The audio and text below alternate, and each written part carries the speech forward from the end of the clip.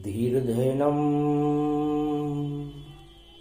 श्रवणपटेयतिवरा महावाक्य जनार्दन सच्चिदानंद त्वं शरणं ब्रजेश। यादवेन्द्रं दयादाता पुंडरीक्षा क्षीरसागर शयनं कमलनयनं नमस्तुते नमामि श्रीहरि। धैर्य से जिसको धारण किया जाता है, कर्णपटुओं से जिनका पान किया जाता है, ऐसे सच्चिदानंद भगवान श्री यादवेंद्र सरकार को मैं नित्य ही चिंतन करता हूँ, नमन करता हूँ। जिनको नमन करने से मंगल आदि मंगल तो हो ही जाते हैं, साथ ही में बहुत बड़ा बल मिलता है मनुष्य। वाणी ब्रह्माणी करो वाणी पर नितवास, राम कथा वर्णन करूं पूर्ण कर मास। कार्तिक मास दसवीं पड़े कृष्ण पक्ष के साथ, भारत में भी हो गया देखो दिव्य प्रकाश। दीप दीपावली मन रही और सुना रहे संदेश, और नीली छतरी वाला आ गया भारत में कल की वेश। कल की भगवान का वेश धारण करके भारत में कल की भगवान महापर्व विजयदशमी कार्तिक मास की प्रकट हो रहे। विजय होएगी अब भारत की, और भारत शक्ति बने विशाल, और प्रकट हो गए देखो कल की दानवता का आ गया काल। पूरे विश्व की दानवता को कर देंगे अब नष्ट, और सदी 21वीं में भारत की प्रजा नहीं पाएगी कष्ट। कलंकेश्वर भगवान वाणी उनको नमन करती है। अपना पहला प्रसारण विजयदशमी कार्तिक मास की भारत में प्रसारित करते हैं। यह उनका दिव्य प्रसारण भक्तों को मंगल करने वाला है, भारत को जगत गुरु बनाने वाला है, भारत की प्रजा का कल्याण करने वाला है। एक ही है वो नारायण, एक ही है भगवान, एक ही लक्ष्मी जानिए जो दीप दीपावली मान। इसलिए दीपावली पर भगवान कलंकेश्वर भारत में अपने संदेश में वाणी में फरमाते हैं कि भगवान राम ईश्वर के भाग्यशाली अवतार थे, क्योंकि त्रेता युग में उनका जन्म राजघराने में हुआ। तब संपूर्ण अयोध्या और भारतवर्ष में खुशियां मनाई गई, घर घर में लड्डू बटे। और जब फिर द्वापर युग आया तो ईश्वर अवतार के रूप में मैंने ही कृष्ण के रूप में जन्म लिया, तो मथुरा के घर घर में हथियार बटे, आतंकवाद बढ़ा, क्योंकि राजा कंस ने पहरा लगा दिया था। राजा कंस के गुप्तचर लगा दिए थे, कहीं मेरे काल के रूप में जन्म लेने वाला बालक इस कारागृह की चार दीवारी से निकल न जाए। मेरे पिता वसुदेव मुझे आधी रात में लेकर के आए गोकुल में। बेचारे कंस के आतंकवाद से बहुत भयभीत थे। मेरे पीछे तो जन्म लेते ही आतंकवादी राजा कंस का पहरा लग गया था। जंगल में आतंकवादी जानवरों से मैं घिरा हुआ था। भादो मास की काली रात में जंगल का आतंकवादी शेर दाड़े मार रहा था, फुकारे मार रहा था। काला नाग अपना फन फैलाए मेरे पीछे पीछे दौड़ रहा था। राजा कंस ने इतने भयानक आतंकवादियों को मेरे पीछे जन्म लेते ही दौड़ा दिया था। जब भी आतंकवाद की आंधियां दौड़ती हैं किसी भी युग में, भगवान कलंकेश्वर भारत में कलयुग में फरमा रहे तब मेरा अवतार होता है। अगर आतंकवाद न हो तो अवतार लेने की ईश्वर की जरूरत ही न पड़े। इसलिए भगवान कलंकेश्वर कलयुग में वाणी में फरमाते हैं कि कृष्ण के पीछे तो केवल 2 आतंकवादी थे, एक बबरी शेर दौड़ रहा था और एक काला नाग फन फैलाए दौड़ रहा था। लेकिन इस घोर कलयुग में तो 10 दिशाओं में आतंकवाद दौड़ रहा है।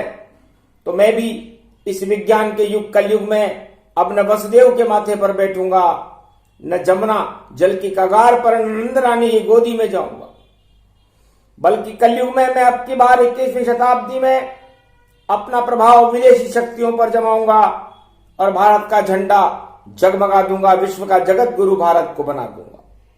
भगवान कलंकेश्वर वाणी में फरमाते हैं कि जब मैं भारत में जन्म लेता हूं तो भारत पे वही संकट आते हैं जो राम और कृष्ण अवतार के समय भारत पर आए।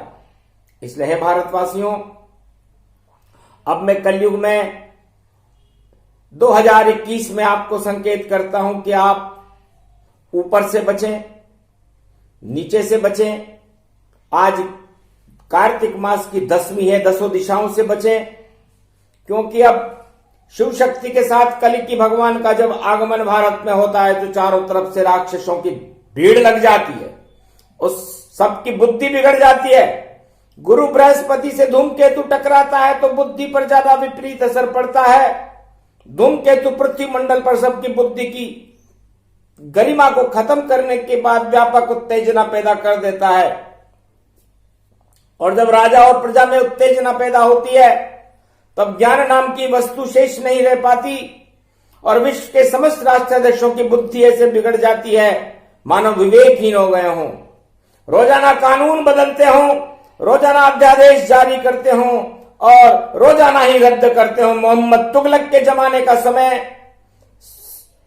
सरकार कब बन रहा है, कोई राष्ट्राध्यक्ष तो राज के तख्त को रातों रात बदल देता है, दूसरा राष्ट्राध्यक्ष बन जाता है और संसार में अराजकता फैल गई। बृहस्पति से धूमकेतु का टकराव, जब मैंने त्रेता युग में राम अवतार लिया, जब लंका में आतंकवाद को समाप्त कर रावण को मारकर वापस अयोध्या आया, तब राम राज्य के पहले दिन दीपावली के पावन पर्व पर संपूर्ण विश्व में राम राज्य के झंडे लहराने लगे थे।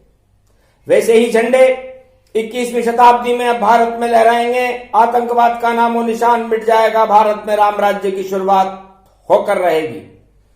धनतेरस और कलमदाबाद की पूजा यम द्वितीया को भगवान राम भारत के राजा इसी दीपावली पर्व पर बने थे। तो सिक्का चल गया राम का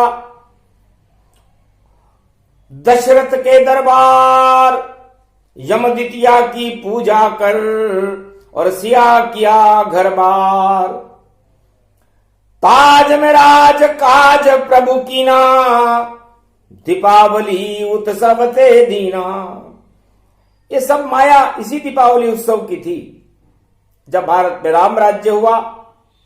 उस एक धनतेरस के बाद 36,000 वर्ष तक भारत में राम राज्य में धनतेरस मनती रही, राम राज्य के नेतृत्व में मनाई गई।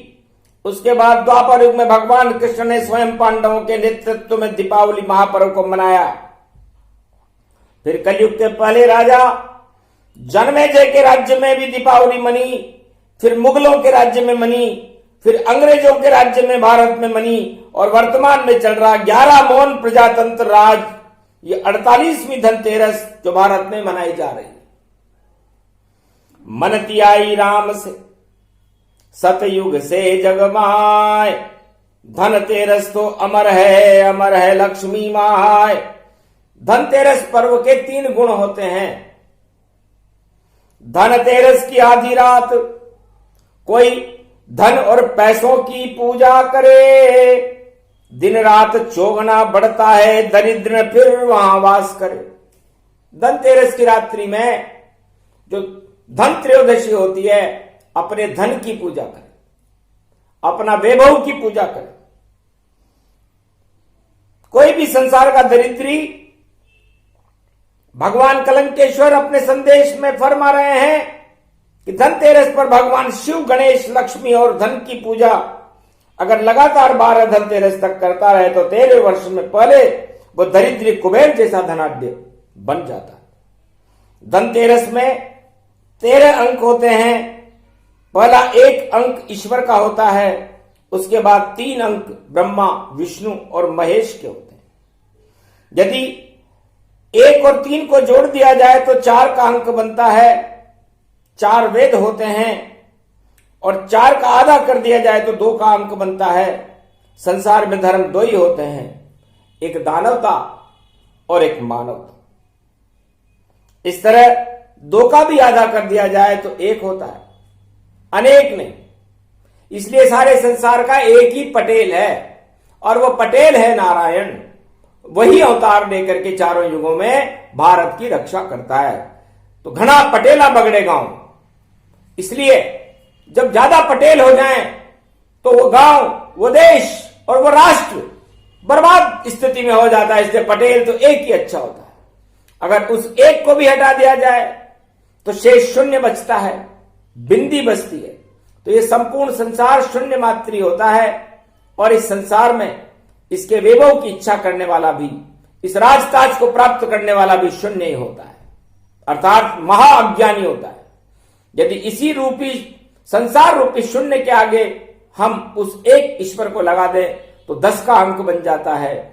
और आज 10वीं का दिन है, 10 दिशाएं संसार में होती हैं, उसमें उसी एक ईश्वर राघवेंद्र सरकार की पूजा होती है। शून्य की कहीं कोई पूजा नहीं होती। अब यदि हम उस एक ईश्वर के आगे निराकार की ज्योति की लकीर को 1 अंक और लगा दें तो 11 अर्थात 11 रुद्र हो जाते हैं। और 11 रुद्र शंकर भगवान का है और बाकी 12वां रुद्र कोई संसार में नहीं है। तो 1 वर्ष में 12 महीने होते हैं, 12 ही राशि होती है। उस पर सारे संसार का भाग्य चक्र चलता है। और त्रिगुणात्मा, त्रिदेशी, त्रिकालदर्शी शंकर भगवान होते हैं। इसलिए धनतेरस होने पर उसकी शक्ति उमा और लक्ष्मी होती है। इसलिए धनतेरस मंगलवार को भारत में पड़ रही है। इस दिन को त्रयोदशी धनतेरस सकल गुण मंडित विद्वान, ज्योतिष तंत्र खगोल से महाशक्ति करमान। इसलिए धन चाहने वाले व्यक्ति को हमेशा त्रयोदशी का व्रत करना चाहिए, शिवरात्रि उसे कहते हैं, और शंकर भगवान और शक्ति की उपासना करनी चाहिए। धनतेरस पर शिव शक्ति का पूजन करने से धन धान्य और लक्ष्मी की वृद्धि होती है और दरिद्र नष्ट होता है। यह भगवान शंकर का बनाया हुआ महातांत्रिक दिन है। धनतेरस स्वयं भगवान शंकर ने भी समस्त मंत्र और तंत्र की सिद्धियां इसी धनतेरस को कैलाश पर्वत पर प्रारंभ की थी। अगर भारत देश में वाणी का प्रादुर्भाव नहीं होता तो यह संकेत वाणी विश्ववासियों का मार्गदर्शन ही नहीं करती। जब भारत देश ही नहीं होता तो फिर वाणी कहां से प्रकट होती, और जब ब्रजेश की कृपा ही नहीं होती तो ब्रजमंडल भारत देश कैसे बनता। तो उल्टे सीधे आड़े तिरछे कौन कहां है ब्रजेश, नीली छतरी वाला कल्कि भगवान ने और काट दिए सभी कलेश। तो ध्वज पूजा प्रतिष्ठित हुई, भगवान राम पूजा कीनी, और पहला राम ध्वज दुनिया में बजरंगी ने हाथ लीनी। मंगलवार के दिन धनतेरस का आना, पहले धनतेरस पर राम राज्य के समय भगवान राम का सूर्य चिन्ह वाला केसरिया ध्वज अयोध्या सहित संपूर्ण भारत में धनतेरस को लहराने लगा था। भारत का त्रेता युग में राष्ट्रीय ध्वज केसरिया था और भारत का, जिसको यम द्वितीया के दिन भगवान राम ने प्राण प्रतिष्ठित किया था। ये राष्ट्रीय ध्वज राम राज्य में भारत में 36,000 वर्ष तक लहराता रहा। फिर द्वापर युग में द्वारकाधीश भगवान श्री कृष्ण ने जब दीपावली का महापर्व मनाया, उस समय नीले रंग का ध्वज द्वारका में द्वारकाधीश ने लहराया। उस ध्वज में त्वम शरणम ब्रजेश मंत्र अंकित था। ये नीला ध्वज द्वारकापुरी में द्वारकाधीश के द्वापर में लहराया और पांडवों ने यही नीला ध्वज भारत के चक्रवर्ती सम्राट बनने पर महाराज युधिष्ठिर ने राष्ट्रीय ध्वज की घोषणा के साथ हस्तिनापुर में लगाया। वही त्वम शरणम ब्रजेश का नीला ध्वज लहराया गया था। कलयुग में कल्कि भगवान के नेतृत्व में विश्व में कहीं भी नीले रंग का त्वम शरणम ब्रजेश का झंडा यदि कोई लहरा दे तो कोई आश्चर्य नहीं, क्योंकि ये नीले रंग का त्वम शरणम ब्रजेश का झंडा कभी झुकता नहीं है। इसको झुकाने वाले स्वयं झुक जाते हैं। अगर कहीं झंडा झुक गया तो फिर पूरा त्रिलोक झुक जाता है। धर्म ध्वजा झुकती नहीं और किसके झुके झुकाए, जिसने झुकाया इसे दुनिया गए लुटाए। ये वही नीले रंग का त्वम शरणम ब्रजेश ध्वज है जो कुरुक्षेत्र जंगे ऐलान में भगवान श्री कृष्ण ने अर्जुन के रथ पर लगाया था आज से 5686 वर्ष पहले। यह वही ध्वज है जिसे भगवान राम के नाम पर हिरण्यकश्यप के लड़के युवराज प्रहलाद ने हिरण्यकश्यप के दरबार में फहरा दिया था, जब भारत में भयानक राक्षस और आतंकवादी आसुरी शक्तियों का प्रकोप हो रहा था। तब भगवान कलंके के नेतृत्व में इस झंडे को जन्म देने वाले लोग भारत में अपने आप पैदा हो जाते हैं। ये चारों युगों में सतयुग से कलयुग तक भारत की परंपरा रही है। ग्वाल बाल संग कृष्ण थे और झंडा दिया पुजाय, कंस मर्यो जरासंध मर्यो और शिशुपाल गदा लगा। इसलिए कलयुग में कल्कि भगवान के नेतृत्व में इस नीले झंडे त्वम शरणम ब्रजेश का प्रागट्य होना 21वीं शताब्दी में समझ लो आसुरी शक्तियों के पतन के दिन प्रारंभ हो चुके हैं। यह संपूर्ण त्रिलोक का धर्म ध्वज है। पूर्व काल में यह ध्वज 107 मुल्कों के ऊपर धर्म ध्वजा बनकर लहरा दिया गया था। आने वाले समय में भगवान कलंकेश्वर के नेतृत्व में 21वीं शताब्दी में विश्व के 108 मुल्कों में यही नीले रंग का त्वम शरणम ब्रजेश ध्वज शांति पताका के रूप में लहराने लग जाए तो कोई आश्चर्य मत करना। किसी भी दीपावली के दिन भारत सोने की चिड़िया बनकर के और कल्कि अवतार का दर्शन करने में सफल हो जाएगा।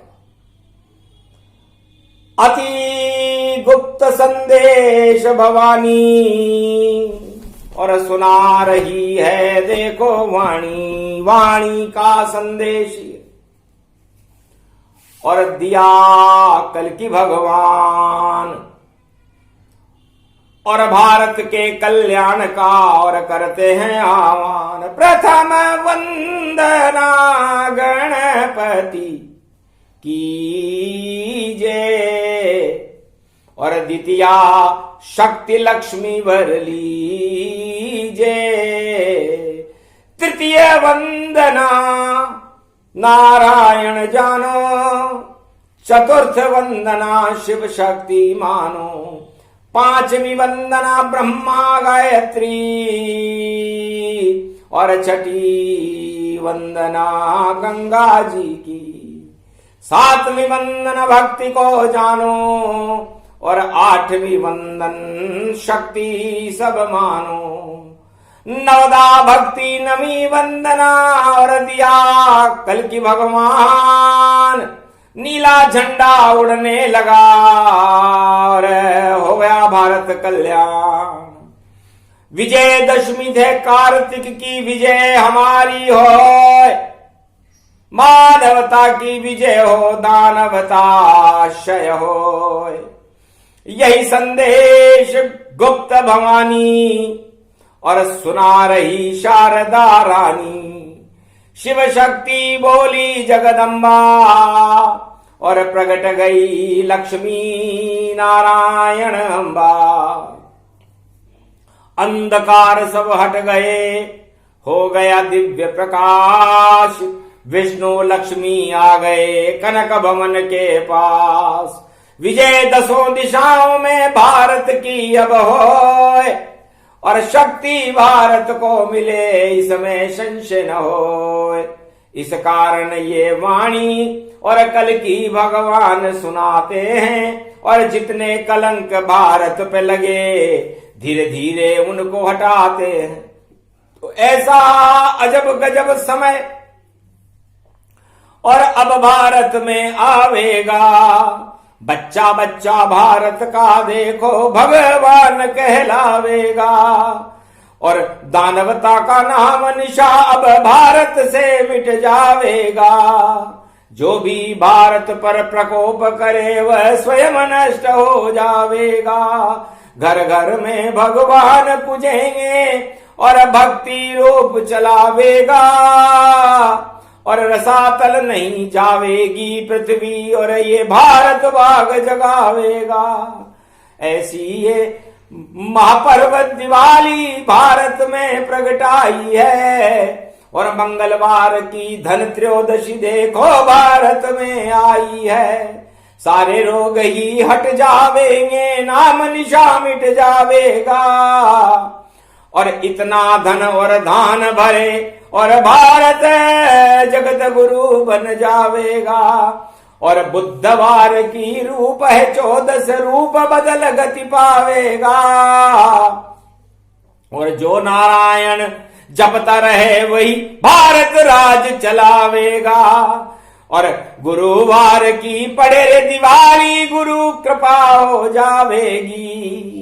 और तीनों जगत गुरु की कृपा से सत्ता भारत चल पावेगी। और जो भी अपनी अकल लगावे ताज उसका हट जावेगा।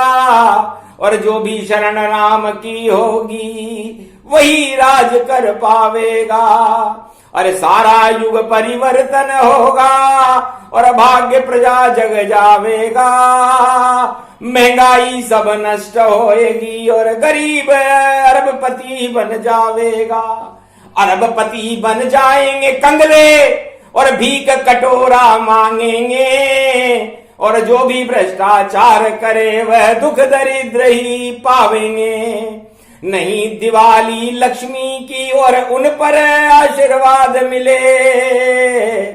जो सारे भ्रष्टाचार करेंगे सभी यहाँ कंगाल मिले। वही रूप धन धान और देखो लक्ष्मी चक्र चलावेगा। जो जप लेगा राम सिया को भाग उसका जग जावेगा। ये संदेश सुना रहे कल की अक्षर अक्षर पावेगा। इस कारण ये वाणी भारत कल की स्वयं सुनावेगा। अवतरण हो रही है भारत में, भारत भाग जगावेगी। सदी 21वीं में कल की भारत को फिर से कनक भवन बनावेगा। ऐसा शासन आएगा और ऐसी जोत जल जाए, दानवता और पाप के अंधियारे हट जाए। चले रे बमंडर कल के अवतार को और सारे ही गुणगान करे। और ऐसी शक्ति प्रगटे भारत देखो यहाँ भगवान खड़े। नाम उनका है कल की भगवान और ब्राह्मण घर प्रगटाए हैं। ऐसा संबल हाथ में देखो संबलपुर में आए हैं। वेद व्यास जी बोल रहे हैं और दो दो भाई आए हैं। साथ में उनके लक्ष्मी आई भारत भाग जगाए हैं। आज तलक कोई नहीं पहचाने ऐसी शक्ति प्रगटाई है। और कलयुग में और रविवार की 10वीं वाणी आई है। 10 दिशा में विजय राम की और कल की अवतार की शक्ति प्रगटाई है। नीली छतरी वाला आ गया, नीली ध्वजा लहराई है। नीला रंग उड़ेगा जगत में और नीले नीले नीले हैं। और नीली छतरी वाले देखो देखो छेल छबीले हैं। तो हम शरणम ब्रजेश की शक्ति और भारत राज चला देगी भक्तों को 21वीं सदी में। और देखो भगवान से मिला देगी। दुख दरिद्र का नाश होएगा, फसलें खूब लहराएगी। अन्नपूर्णा आशा पाला भारत में आ जावेगी। शक्ति देगी चंडी अम्बा सेना को मिल जावेगी। और कोई जीत न पाए सेना से ऐसी शक्ति आवेगी। भारत का नेतृत्व करेगा वह कल की अवतार कहलाएगा। जहां उसकी इच्छा होगी वहीं राज चलाएगा। बदल जाएगी राजधानी सब, राजा प्रजा बदल जावे। ऐसा योग ये पड़ गया भवानी और बुद्धि भारत प्रगटावे। ये कल की भगवान की वाणी और देखो स्वयं वह सुना रहे। अक्षर अक्षर आंखों देखा हाल और वाणी में ये बता रहे। ये संदेश पूरा हुआ कल की भगवान संदेश। जो भी सुने इस संदेश को उसके मिट जाए कोटि कलेश। भारत ही भगवान है, भारत कल की अवतार और भारत माता की शक्ति सदी की सिमी साकार। भारत भवन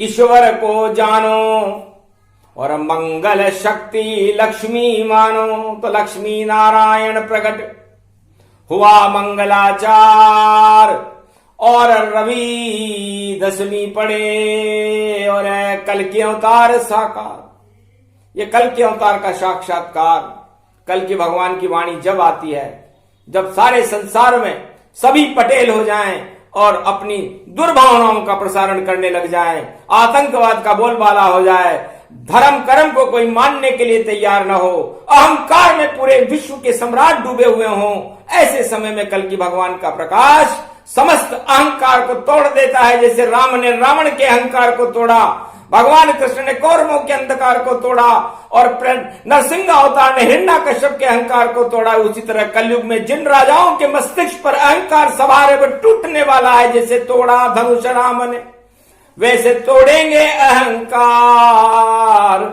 और अब की बार भारत की देखो सजे कल की सरकार। इसलिए कल की भगवान की सरकार की जय, भारत और भगवान की जय, भारत की प्रजा की जय। सवार भारतीयों का कल्याण हो, भारत माता की जय हो। सेना और किसानों को बल मिले और छल और पाखंड और आतंक का नाश होकर के दानवता का नामो निशान मिट जाए। ये विजयदशमी को विजय संदेश भगवान कलंकेश्वर भारत की प्रजा और भारत के कल्याण के लिए संपूर्ण विश्व के राष्ट्राध्यक्षों को सुना रहे हैं। बोलो जय कल की भगवान।